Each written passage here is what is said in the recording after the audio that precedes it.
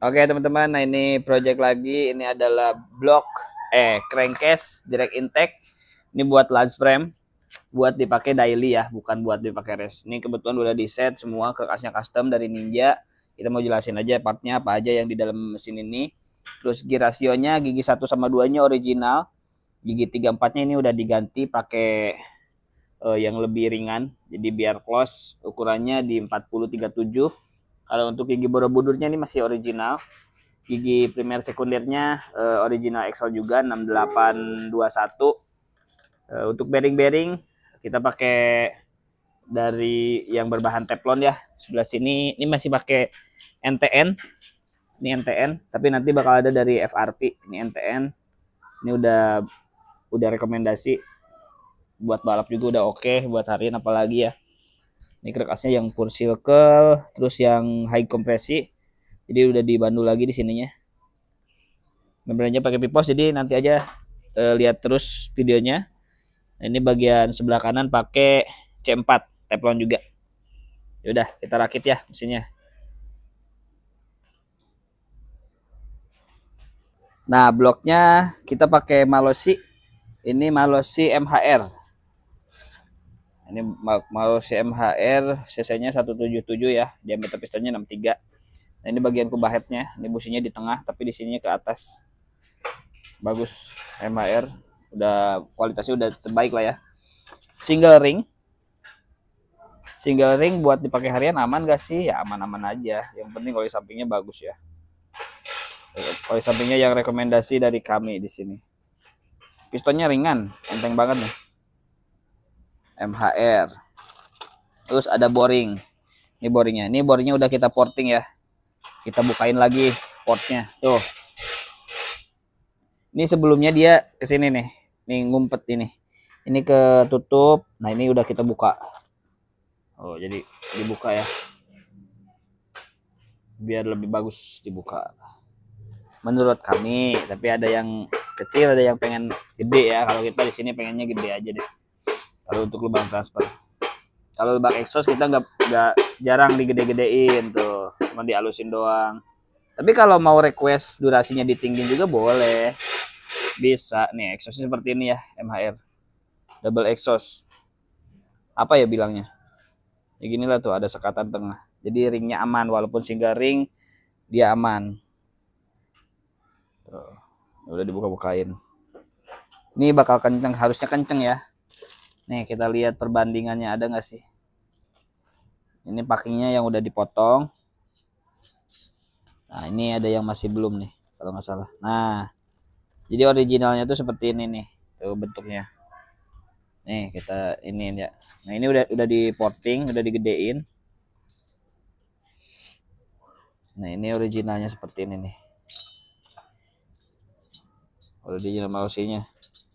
Dari Malossi-nya tuh gini ngumpet tuh.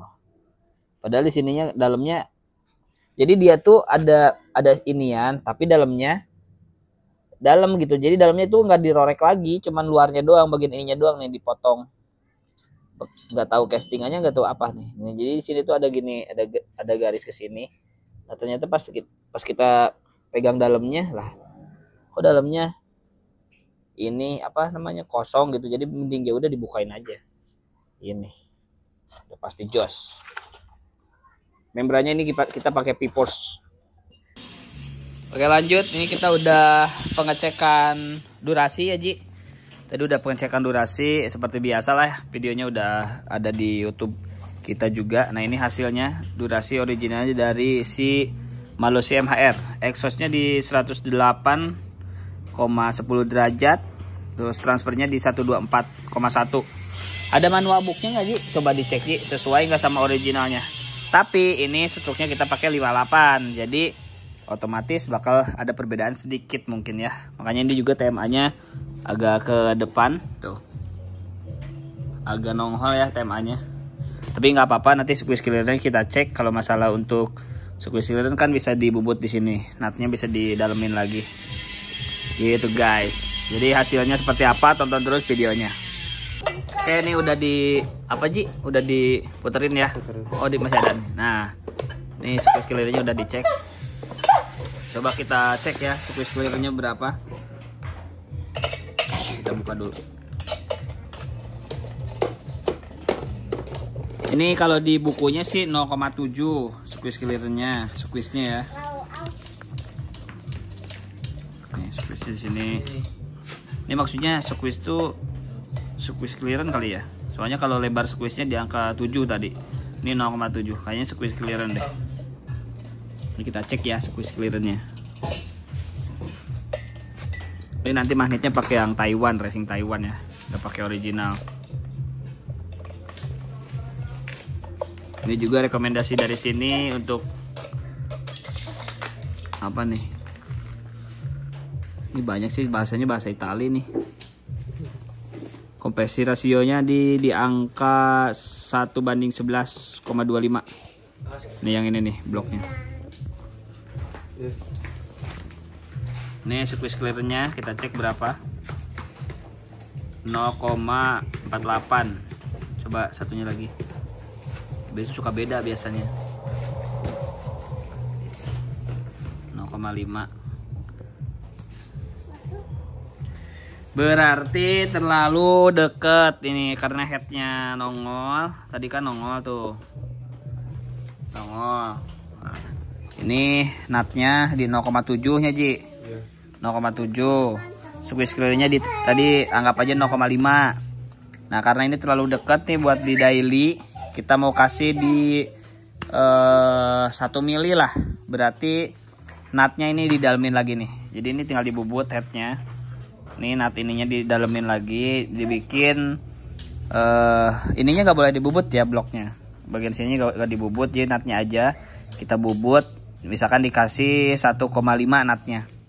Jadi nanti ketemunya sekitar 1 mili.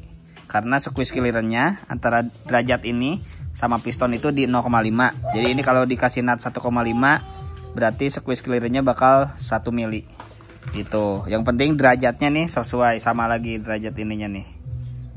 Oke, besok kita bubut headnya. Oke, ini udah terpasang koplingnya seperti biasa, wajib banget. Rumah koplingnya pakai Zuantec. Terus untuk kampas sama plat gesek, kampasnya masih kampas 3, nggak usah pakai 4. Sebenarnya 4 juga bisa ini. Ini pakai kampas 4 poli ini malosi bisa. Cuman kalau ini pakai kampas 3 aja. Terus plat geseknya pakai PA. Oh. Ini belum dipasang headnya udah kompresinya. Oh. Mantep ya. Ini koplingnya, kalau mau beli bisa ya di rumah koplingnya. Harganya 1.650.000 aja. Kuat. Berbahan PCN, jadi gak bakal jebol-jebol sininya nih. Oke teman-teman, tadi udah kita bubut headnya ya Ji.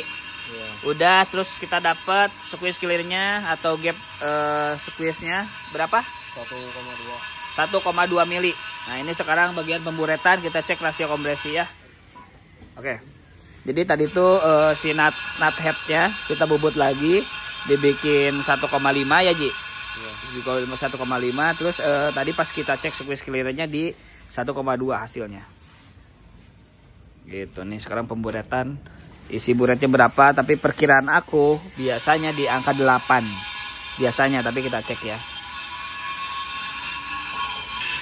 Ini udah penuh isinya headnya. Si buretnya udah penuh.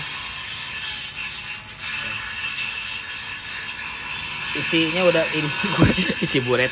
Isi kubahnya udah penuh ya. Nih jadi angkanya berapa Ji?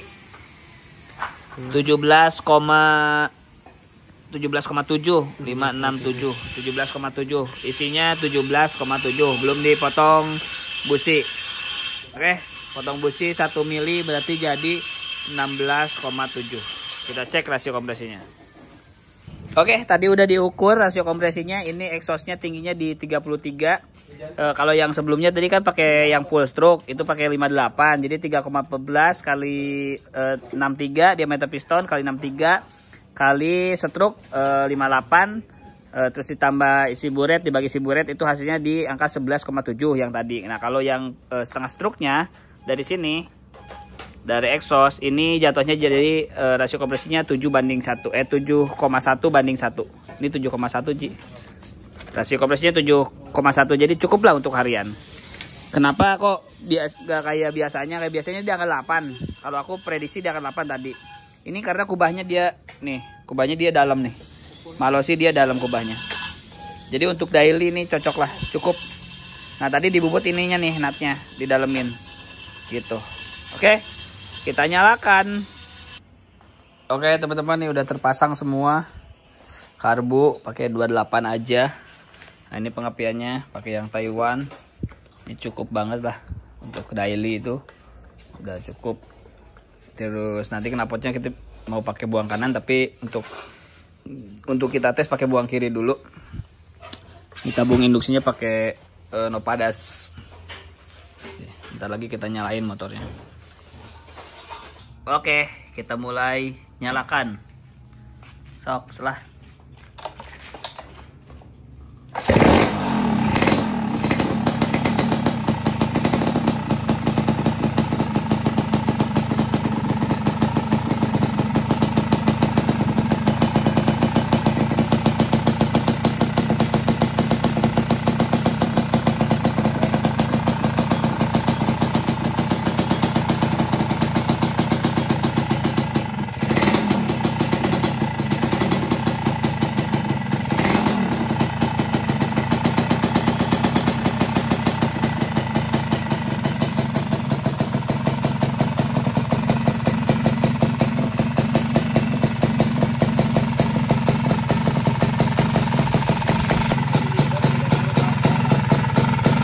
Posisi timing pengapiannya di 23, kurang lebih segitulah ya. SDM middle-nya